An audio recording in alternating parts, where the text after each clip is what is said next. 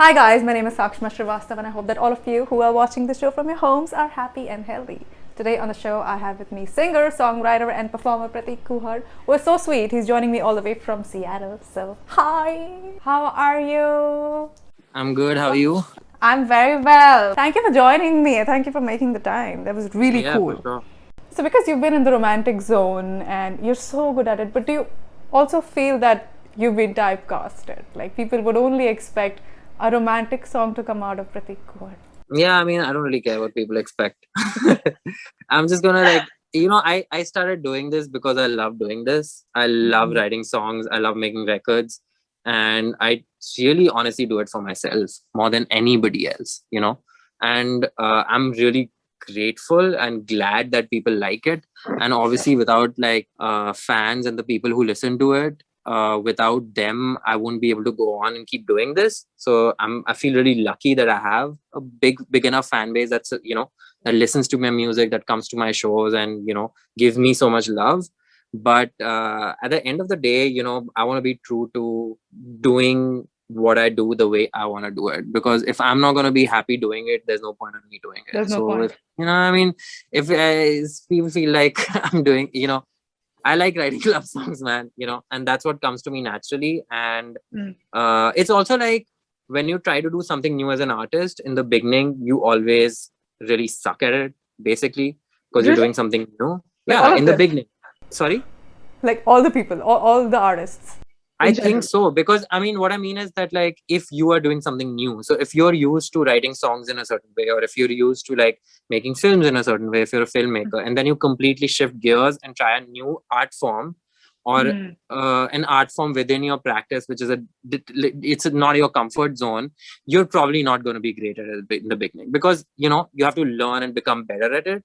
And so there's a lot of stuff I've done which I've just not put out, which is not which is different from what people expect of me and stuff. But I think I'm just not good enough at it to put it out. So maybe in the future at some point, if I do, or when I do become good at it, but that's like another reason I feel like. So it's not like I don't want to do stuff different. It's just that I don't want to force myself to do stuff that's different just for the heck of it and it being bad. I'd rather do good stuff than different stuff.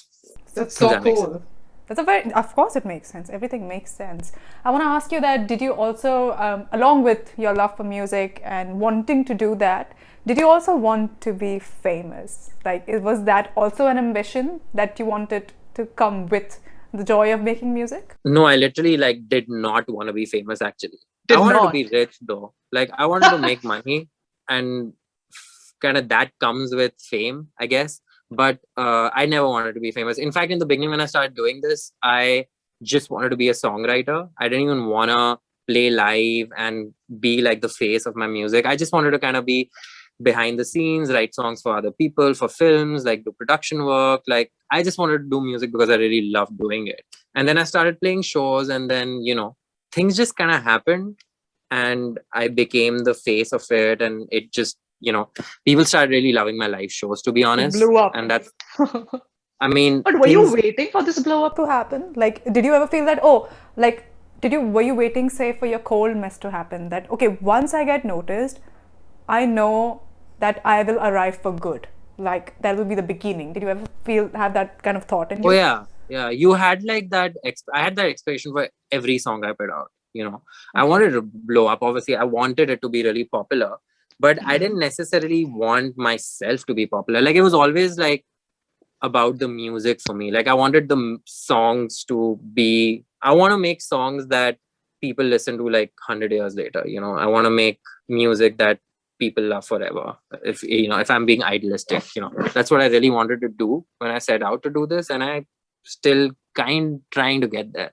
And every time you put out a song, you get a little closer. You do the first few songs I did like didn't do that well, and then the next few I did a little better, and then it's been baby steps really. Every time I had expectations that it would blow up, and it would just be a baby step.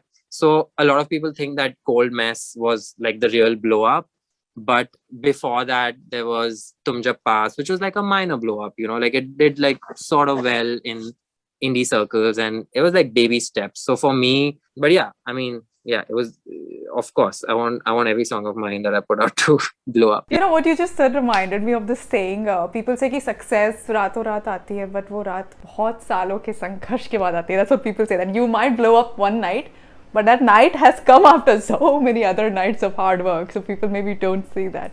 But also, great thing about your music videos and your approach towards music is that it's very real and raw. While we see other independent artists making such a big deal about like the extravagant style in which they sort of like shoot their music videos, you come out as something very raw and real and something that we connect with. Is that something that you have just consciously wanted to do always, to make your videos very simple and very raw, USP type? Yeah, it's not like USP, but I think the reason I do really minimal, simple stuff is because, especially in the beginning, I was just not good at it. I was just new to the music industry. I didn't know how music videos work. I didn't know how music worked in general. I had so many questions myself that I was just like, I'd rather do something simple that I understand and do it really, really well versus trying to overstretch myself and do something crazy and, really like ostentatious. That just sucks, because I was just really worried about doing bad stuff more than anything. I just wanted to make sure that everything I put out is amazing.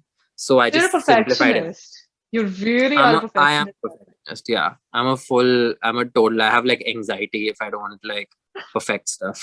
So I have That to do it. That is, I completely connect with that right now, like totally at a different level. I think more than your many songs, I connect with this. So many artists are like that, right? I mean, Yeah. we're just trying to make stuff that's really awesome and perfect, and we're terrified of putting out shit stuff. I love how you said that I'm a perfectionist, but you also said like earlier in the interview that I don't care what people say, which means you're a perfectionist because it's about what you want to do, not because you're scared of judgment, that what will people say if this is not nice. You're a perfectionist for all the good reasons. That's a very cool thing. I hope so, yeah. You talked about your fans so much and the kind of rawness in your music videos.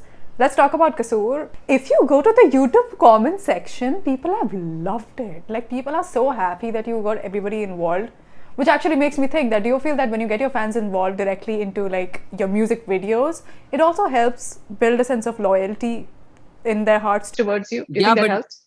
It wasn't even for that, really. I mean, we just wanted people to be in it, to be honest. And, the best way for me to do that was to reach out to my fans. And we just wanted to get a bunch of real emotions, That was the idea. Like, more than, I mean, and of course, the fact that my fans were able to be a part of it, that was just like the cherry on top. That was the bonus.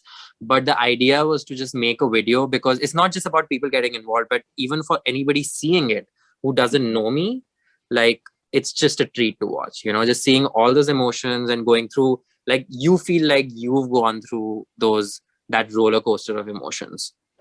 Even though there's other just because you see people doing it, and it's so heartwarming. I mean, and when I saw the idea, I was just like, this is just anybody who sees this, if this is done right and if it's executed correctly, anybody who sees it is just going to be like really just emotionally stirred. You just get connected like so quick, right? You just click on the video and you feel like, oh, this is us. This is so nice. Talking about fans, tell me about a very happy encounter that you had with your fans, something which is maybe emotional and memorable. I mean, there's just so many. Every show I've done, I meet so many fans who are just awesome. I mean, there's so many times that people would just come up and be like very, very, like, they won't ask for a photo, not for an autograph, nothing, and just be like, can I just please get a hug? And it's the cutest thing. So there's like many people who do that, who just want a hug and that's it, and then just like they're as real as you, sweet. Like idol, like fan. I met a few people who got like tattoos of songs. Like I met somebody, I once just went to get coffee. This was years ago, much before even Cold Mess actually, and I'd put out this EP called Raat Razi. So I was not very popular or anything. There's like a few people who knew about my songs, and I went to get coffee, and this one girl just suddenly came up and she said, like, she showed me her hand and there was Raat Razi on it, and I was like, holy, like, that's crazy. What was that? Was it like that can make you feel mixed emotions, by the way. Like it can be awkward also. I don't know. Like how did you feel about that?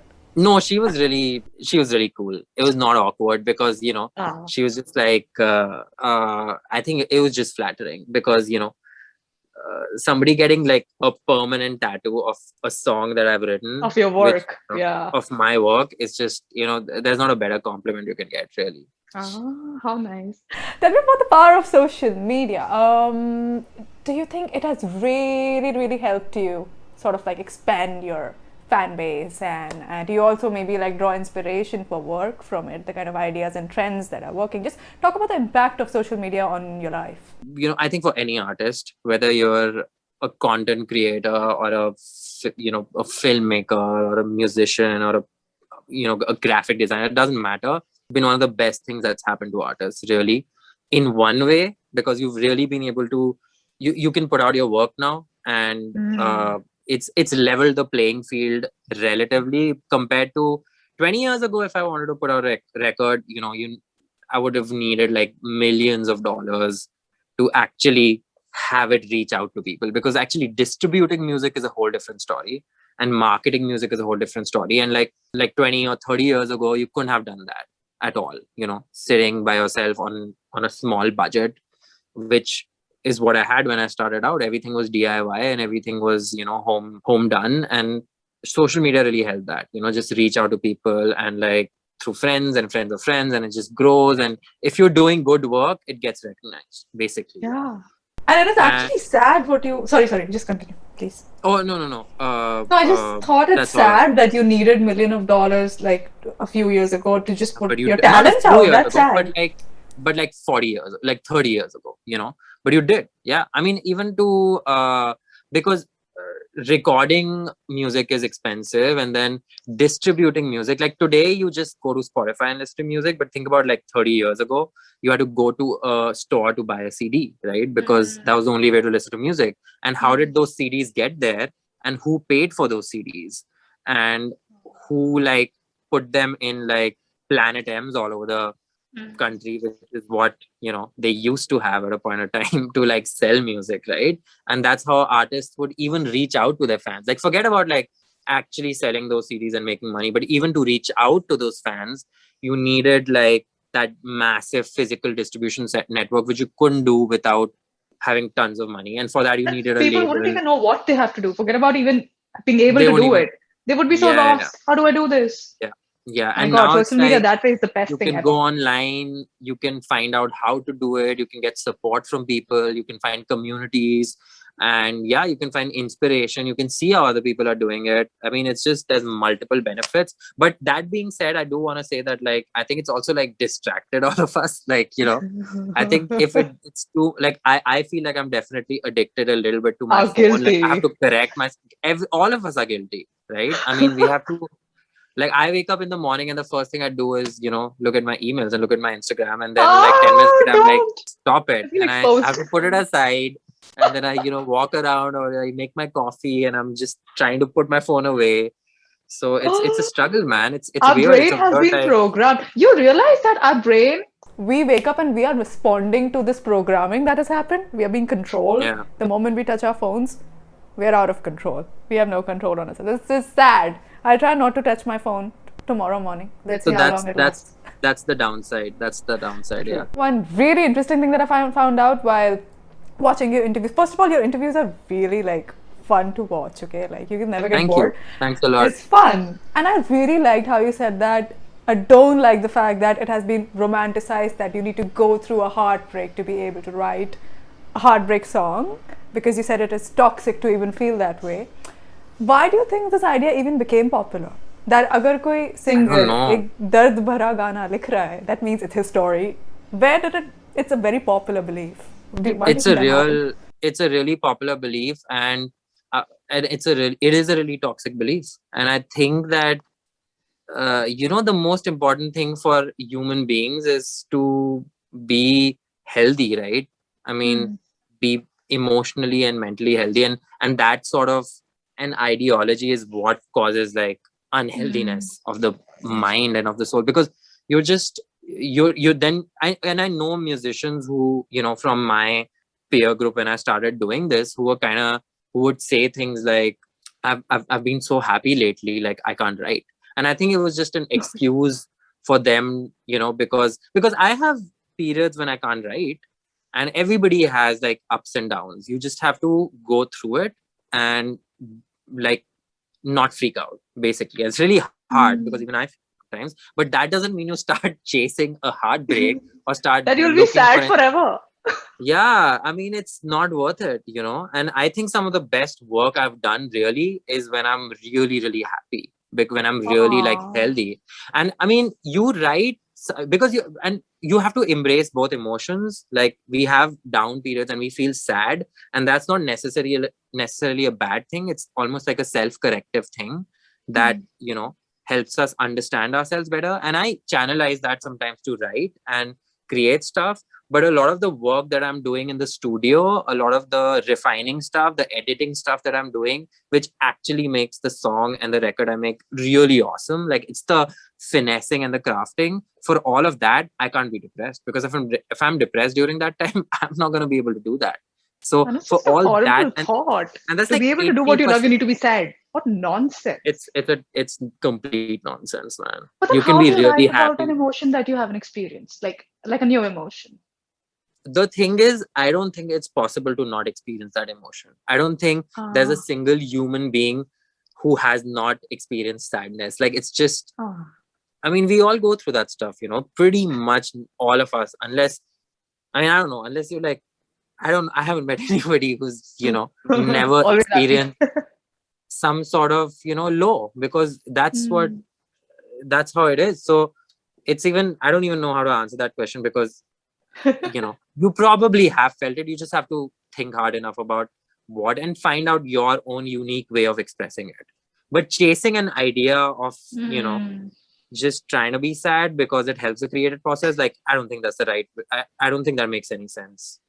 I hope everybody heard what he just said, that he's done most of his good work, best work, when he's at his happiest. Like, thank you for saying that. Okay, I also want to ask you that you mentioned that you consciously did not pick up the US accent even when you were studying there.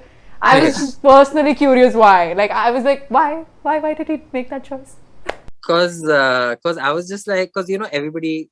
Okay, I don't wanna judge anybody who speaks in an accent. I don't wanna sound like I'm being a jerk.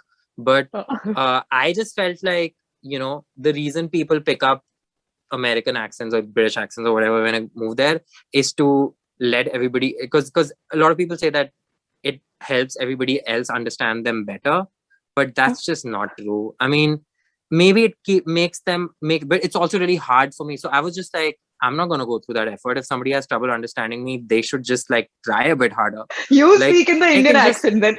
You figure out how to, people should, I mean, why should we change our accents? Like, they should figure out how to, like, anybody who doesn't, and that's what's cool. I mean, we have learned, if I go to the US, I'm making an effort to understand the American accent, right? Everybody who's speaking around me. Or if somebody's coming to my country, whether it's like from any other country, I'm going to make an effort and try and understand them, right? So I think like people should do that for me as well. Like, why should I change my accent and do all of that stuff just to make it easier for somebody else to communicate? So I don't think it's like... And half of it is to be cool. So tell everybody I've been to the US. I've lived there. I think a lot of people do it to be cool also, which is another reason why I didn't want to do it. Pseudo cool. I was just like, I don't know. Nice. I love that. Okay, nice. Okay, Prateek. Such a fun conversation. Thank you so much for joining us on ENOW. Thank you so much. It was, likewise. I expected nothing less. I wanted it to be real, candid, from the heart, exactly what you gave us and the fans. So thank you for giving your time. Awesome. Thank you. Thanks for having me. Oh, take care. All the best for your future. Bye.